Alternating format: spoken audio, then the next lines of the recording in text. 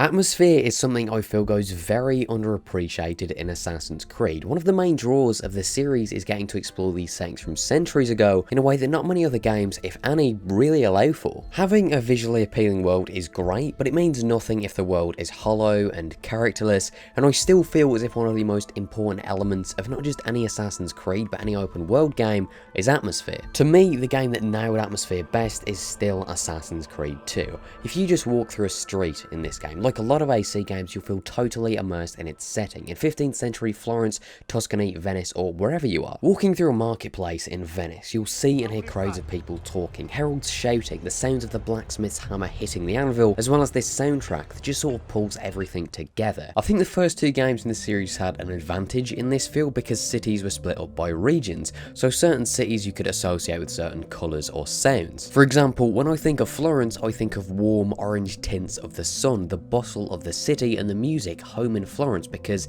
it's home to Ezio and by extension feels like home to you. Not only are different parts of the world very unique to one another, but they also change with the events of the game. The main example of this would of course be the Carnival, which is a sequence I love so much. The city being redecorated, filled with attendees wearing masks, the sounds of Florence tarantella that get fainter as you draw more distant. So much effort went into creating this sequence that isn't even that long, but I appreciate it so much, and the Carnival has a great example of atmosphere lifting the game. One of the festivities is a race across Venice, and this mission is absolutely amazing. A lot of that of course is due to AC2's parkour, which is still unbeaten, but it could have very easily been a mission that consists of going from point A to point B and nothing more, but it's so much more than that. Racing across this beautiful city, and it's very lively, with Venice rooftops playing, hearing your boots connect with every tile on those rooftops.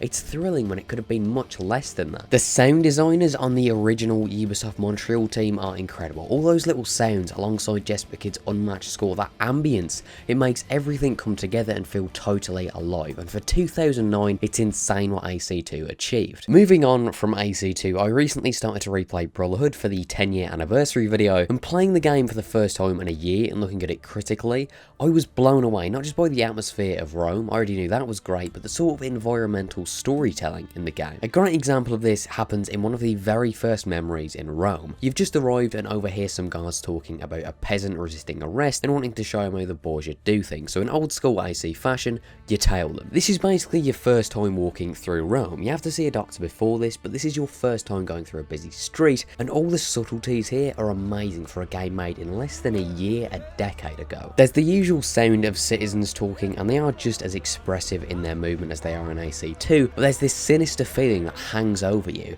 The people here are clearly poor, some look hurt or starving, some are just sat down drinking or talking. There was this man talking about how Rome had fell to bad government and corruption, and it really does feel like that. Not because Machiavelli tells you the mission after, because the world tells you before that. The soundtrack tells you before that. Brotherhood has a much more imposing feeling to it music-wise, which makes it feel as if you're never safe, and I think the soundtrack for this game deserves much more love. Anyway, we'll talk about a non-Ezio game, because as we all know, in the AC community, it is impossible to like anything before AC3 without being a blind fanboy. So, onto two very underappreciated masterpieces, Unity and Syndicate. I know, come on guys, I swear I'm the only person who likes these games at times. Isn't that crazy, guys? Alright, I think Unity's decent, and I like to take the piss out of Syndicate because it usually gets a reaction out of people, but it's hard to knock the atmosphere in either of these games, despite their many flaws. Unity is the best looking game in the series by a stretch, so simply walking down a canal or through a field can be breathtaking. Unity is most atmospheric when walking through a downtrodden neighbourhood or these small back alley marketplaces. You feel the grime and grit of an oppressed working class neighbourhood in revolutionary France. There's homeless, amputees, people fighting, drinking, cleaning, shopping. I say this every time that I praise Unity, but given more time to optimise the game, this could have been the most immersive game I've ever played. It's incredible. The main issue once you get past Revelations is you no longer have Jesper and you lose the ambient music for the most part, or it comes out at times in certain games, but it's rare, and that's a shame because ambient music adds so much character and calmness at times to a world. Anyway, I mentioned Syndicate earlier, and London is a city I mixed on. It definitely wasn't right for an AC game, as you can't jump from rooftop to rooftop, basically making parkour obsolete in favour of a grappling hook. And so the incredibly detailed bustle and life of London goes unseen for the most part, because what you're encouraged to do is tap LB instead of actually exploring, which is a massive shame. One of the best things to do in the game is to just walk the streets on a rainy night, seeing the light reflecting off puddles and hearing vague shouts and music from a nearby pub. It's really great. Origins in 2017 shook things up a bit by introducing life cycles, which were talked about a lot during the promotion of the game, and while I do like those, instead of the general world of Origins, there's a specific moment I want to talk about. It's one I always bring up when talking about Origins because it's one of my favourite moments in the game, and one that, despite my view of Origins souring a bit, is still great to me. It's the journey to Kyrenaica. Flavius will not stop until he reaches Rome.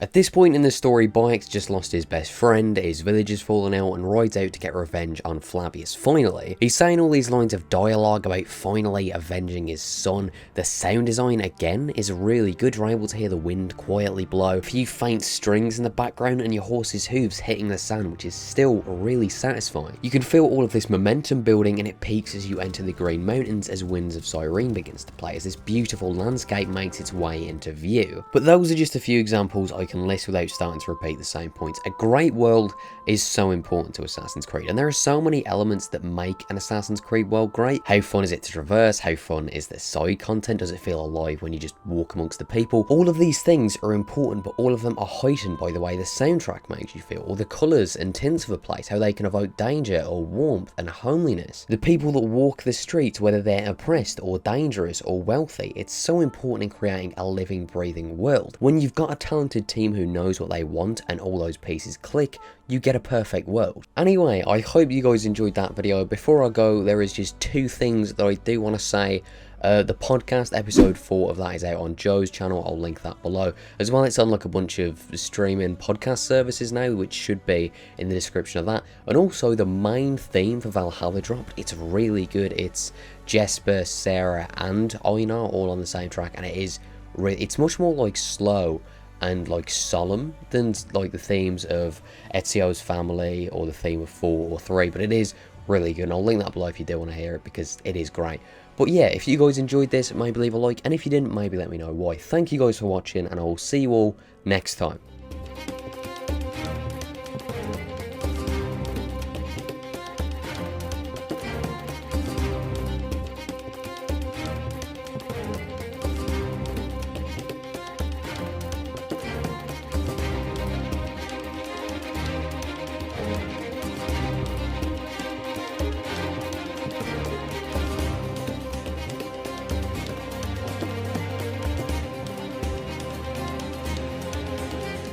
Caesar's assassinated.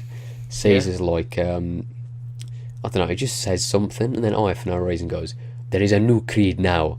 And it's like, how does that relate at all? It's because at the end, they were like, "Oh, fuck, we forgot the Assassin's Creed bits, guys. Just say the word creed a lot." Just say creed.